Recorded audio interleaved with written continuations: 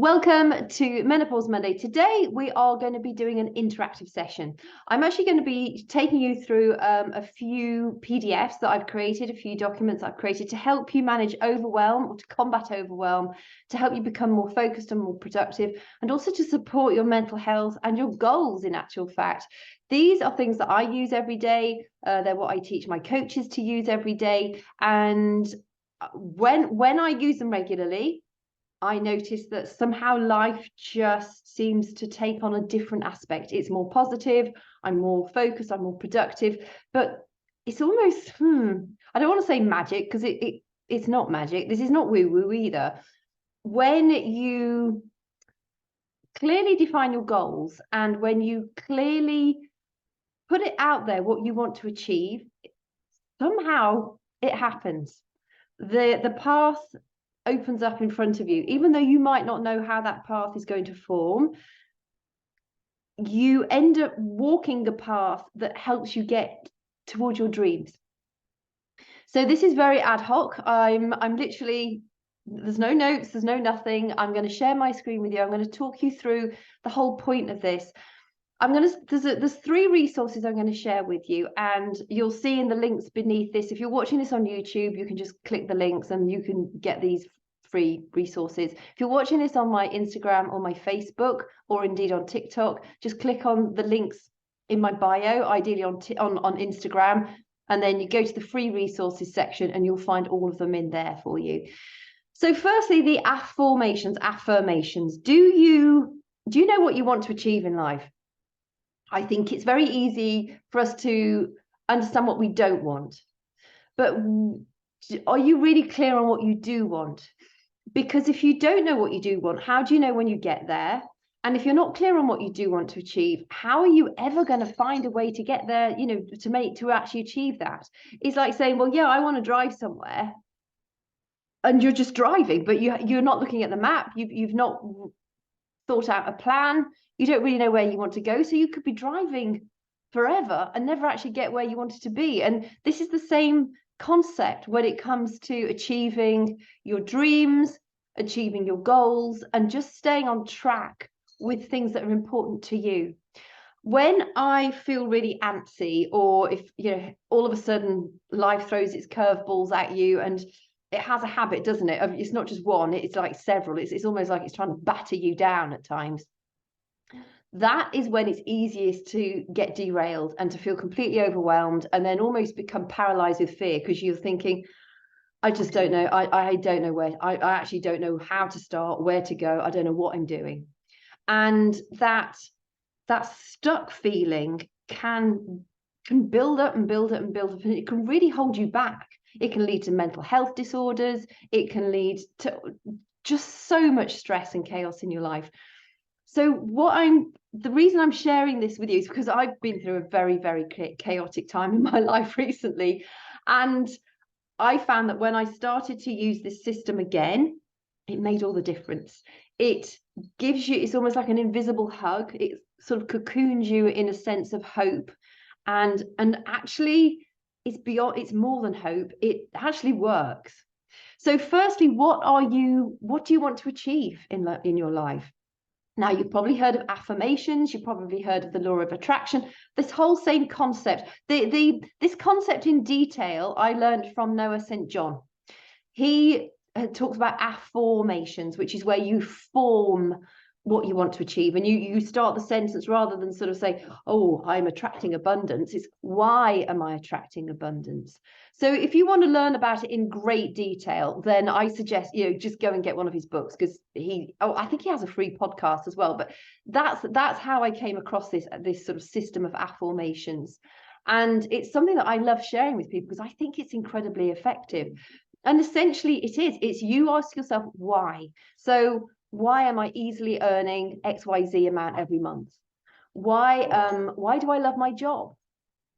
Why am I in a healthy and fulfilling partnership?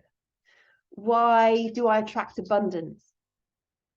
When you ask yourself these questions, even though you might be thinking, but I hate my job, or there's no way I earn enough money per month, or I don't attract abundance, your brain searches for the answer. It can't help but search for the answer. Sorry, my dogs are just going bonkers in the background. And by doing that, it's like it has an invisible key to an invisible door. And you might well hate your job. Let's talk about the job as one specific thing at the moment. Why are you fulfilled in your career? Well, it might make you think, well, maybe I need to leave that job. Maybe I need to look for new things. Maybe I need to train myself differently. Maybe I need to explore new opportunities. Maybe I need to have a conversation with my boss. Maybe I need to have a conversation with the person I'm having difficulties with at work. Maybe I need to have a conversation with the HR department. It opens up avenues of possibility for you. And when you are focusing on the why, it helps you find the answer. Now, you might not find the answer straight away. So I don't think it's an overnight thing, this, but it definitely puts you in the driver's seat. It gives you a sense of empowerment. And when you're in that driver's seat, it's amazing how quickly it can make you feel more in control and less overwhelmed.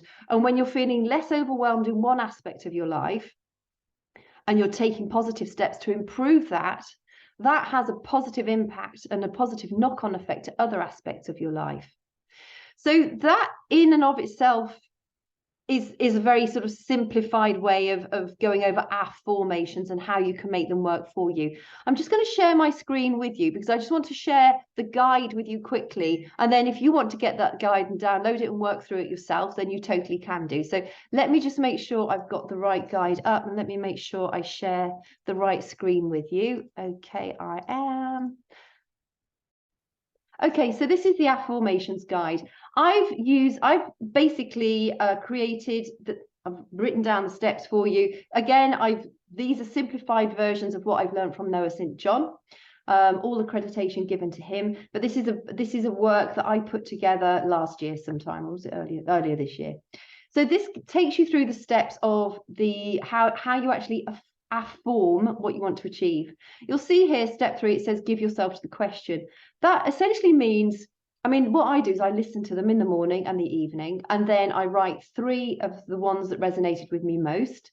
I write them 3 times down, and I also say them out loud. And I also imagine, I sit back and I close my eyes and imagine how it will feel when, you know, living in that experience of having achieved that affirmation. And then obviously step 4 is do step 3 daily and take the required action, because action is incredibly important. You can't just keep thinking about it. You do have to take action. Plan for success.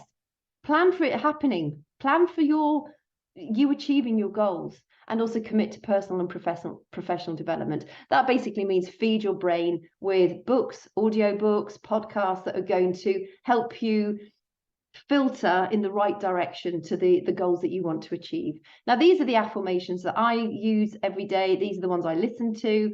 You can download this so you can get access to all of these. And these are other affirmations around other areas, which might be something that you would want to add into your list. So we've got health and well-being, conquering fear, self-confidence, work and career.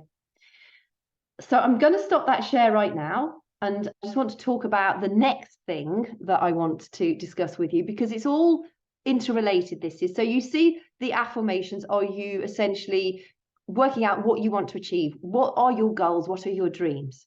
And you're asking yourself why, so that your brain is being primed to then think, okay, where's that solution? How can I make that solution happen?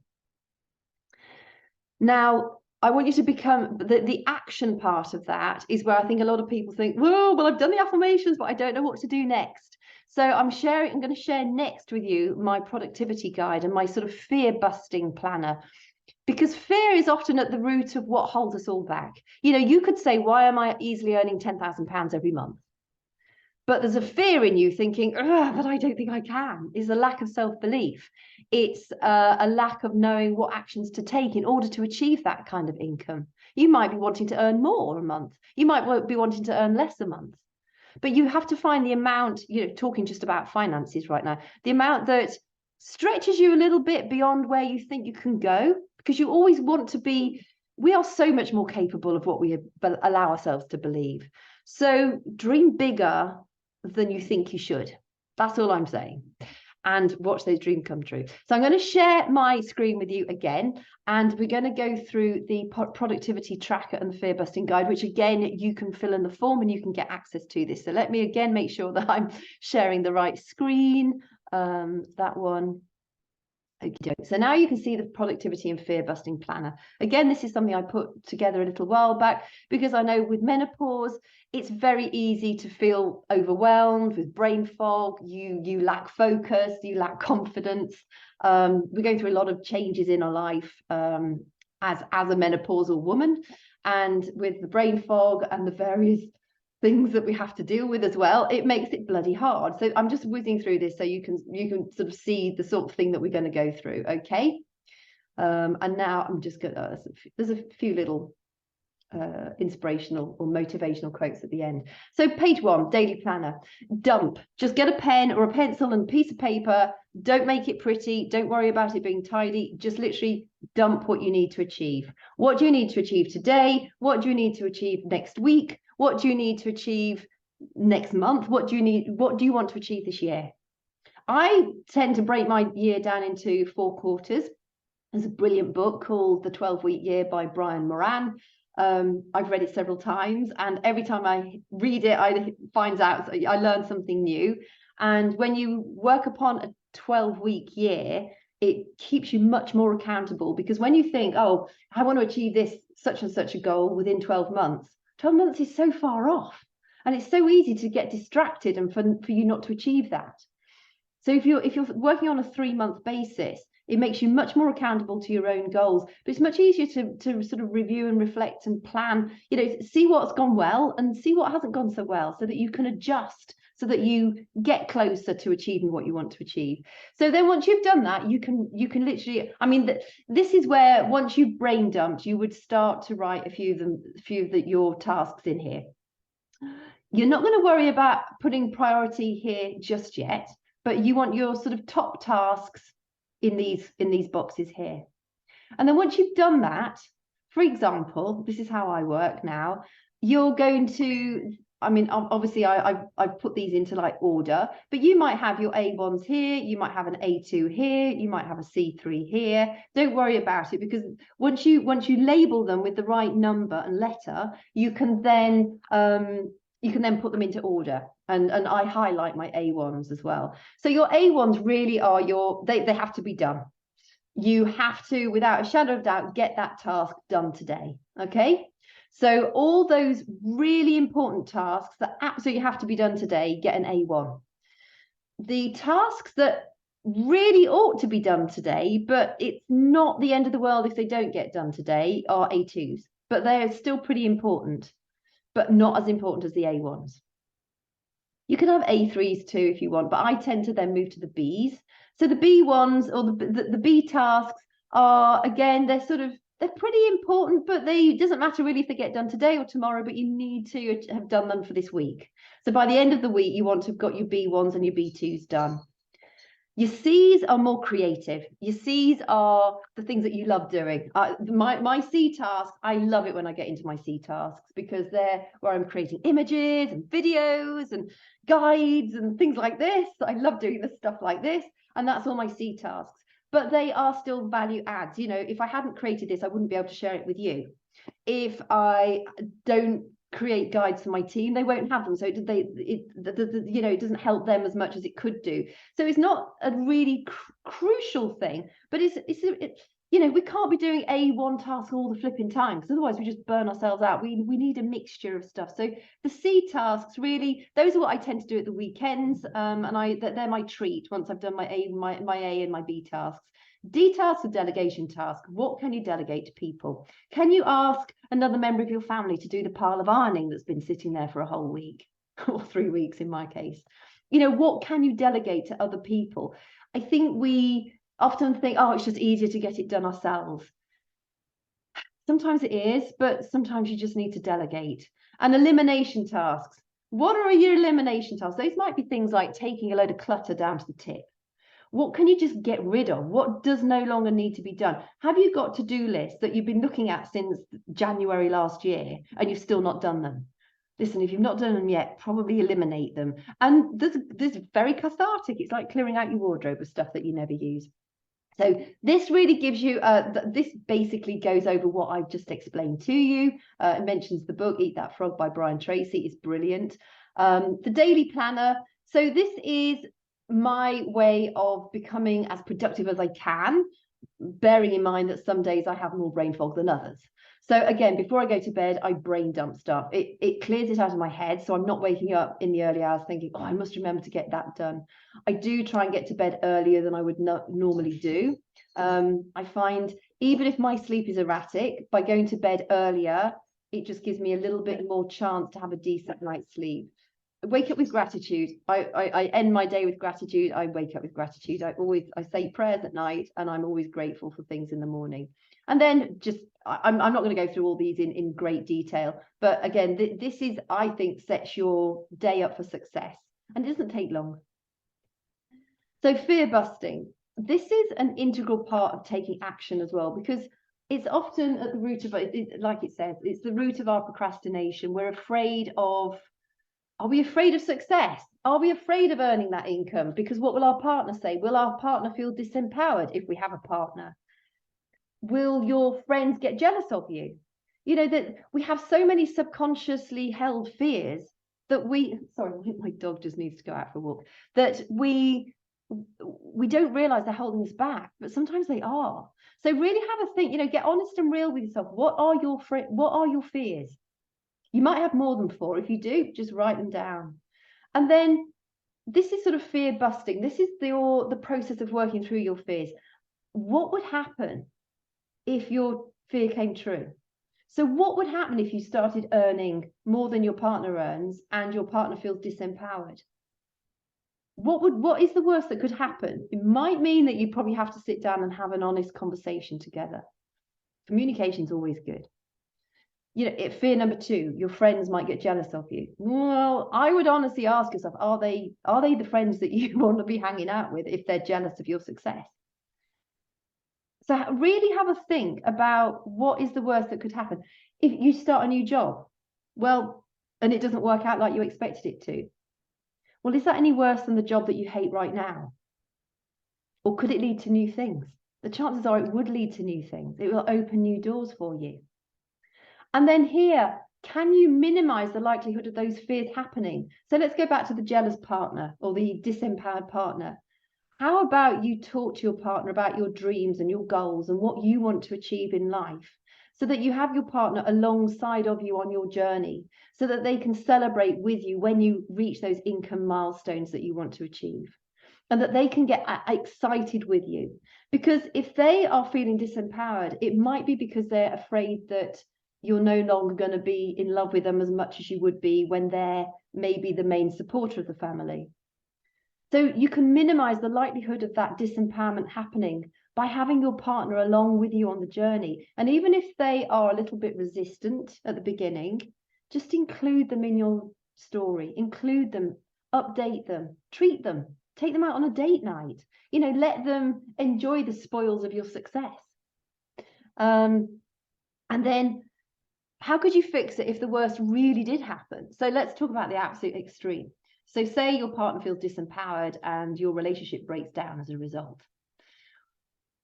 So the way I would look at this, you can't, sometimes things can't be fixed, but you can fix you can fix your life.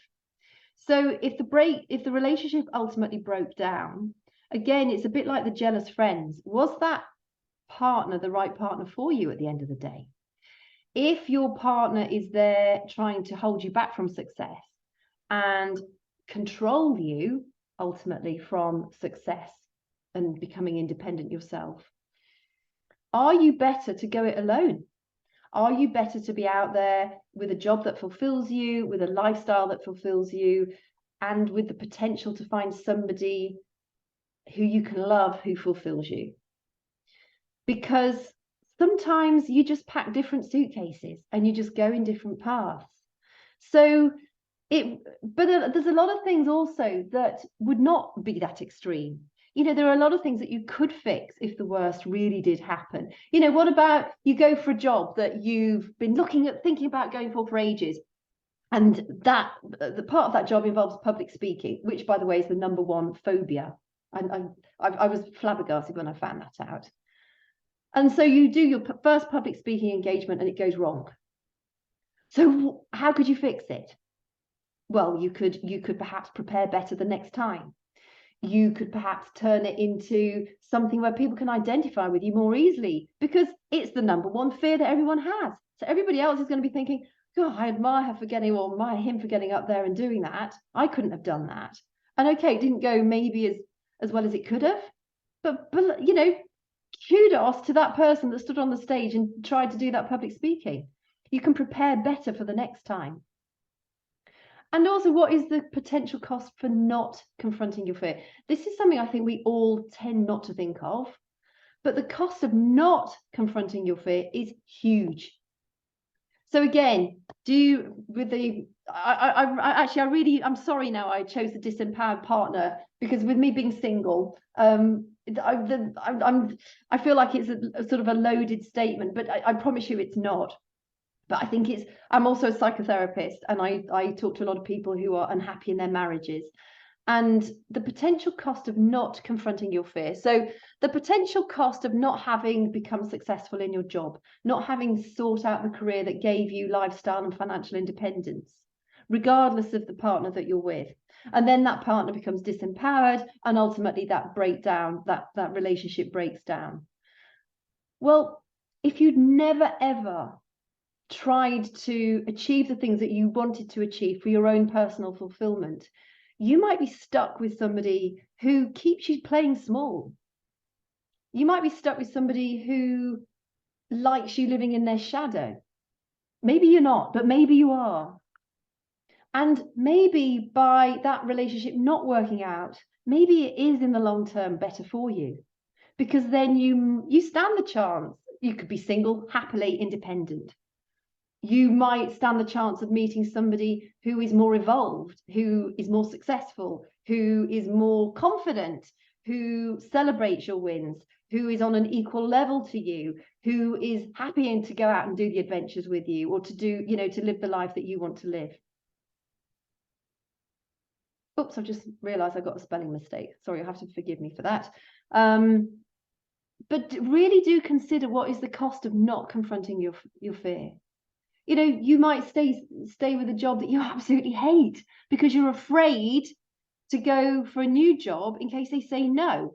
Or like the public speaking thing, you might be made to stand up on stage and talk. But imagine, you might evolve so much. You might overcome that fear. When I started as an online health and fitness coach, I would never, ever have been in front of a video. It scared the living daylights out of me. And now video is one of my favorite ways of communicating with people. And I've gradually evolved into that role of enjoying being on video and enjoying sharing information with people. But had I allowed my fear to keep me held back, I wouldn't be sharing any of this. I wouldn't have created these resources. I wouldn't be working with an amazing group of women and men. I wouldn't be focusing on my health and fitness, my mental health too. I would have stayed smaller. I would have stayed more stucker. I would still have been afraid of going on video. I would still have been afraid. I would still have been very shy. I wouldn't have had the confidence that I've developed over these last few years. And I'm probably feeling pretty yuck in my menopause too, because it's only this lifestyle that's really made a difference to how I've gone through the menopause. Also, part and parcel of this, once you get this guide, you'll also be given this link as well to download. This is a book that I wrote on positive thinking, and it goes into this is affirmations, not afformations, but I think it's good to have a double whammy, and basically how your thoughts determine your emotions, and your emotions determine your actions. This is a bit more sort of psychotherapeutic, but I think it's a really good book for you to have access to if you'd like to have access to that. So that's part and parcel if you get the productivity tracker too. So I just wanted to share those resources with you, because it is so easy to allow overwhelm to keep us stuck. It's so easy to allow us to feel cramped and small and locked into our lives. And when you have a clear goal of what you want to achieve, and when you are not afraid of putting a plan into action, and when you are feeding your brain with personal and professional development, there is something so empowering about it. So please, use these resources, download them. They're completely free. They've helped me a lot. They've helped the ladies that I work with in my fit family a lot. And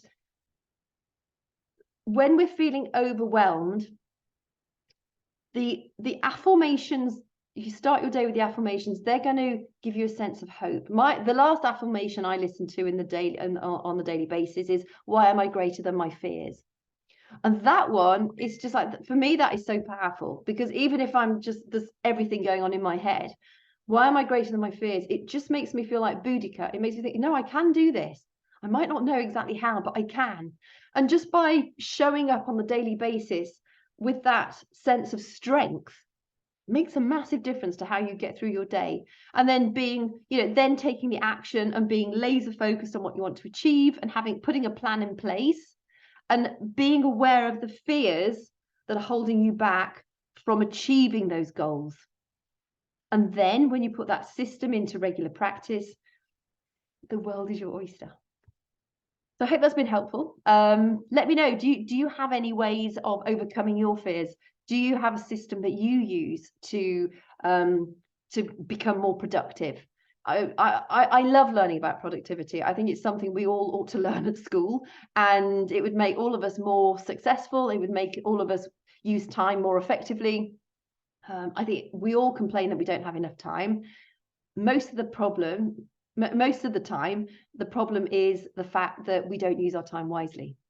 We all have the same 24 hours in a day, and you'll find that the most successful people also make time for self-care. They also do their exercise. They also make time to cook their own food. They are probably even busier than the majority of other successful people. So it's about using your time wisely, and understanding that we all have the same 24-hour period. So with that, I will love you and leave you. I hope this has been helpful. I hope you download the resources. I think you'll find them really, really useful, and put them into action. If you've got any questions, please, just message me. Thank you for your company, and make it a great week.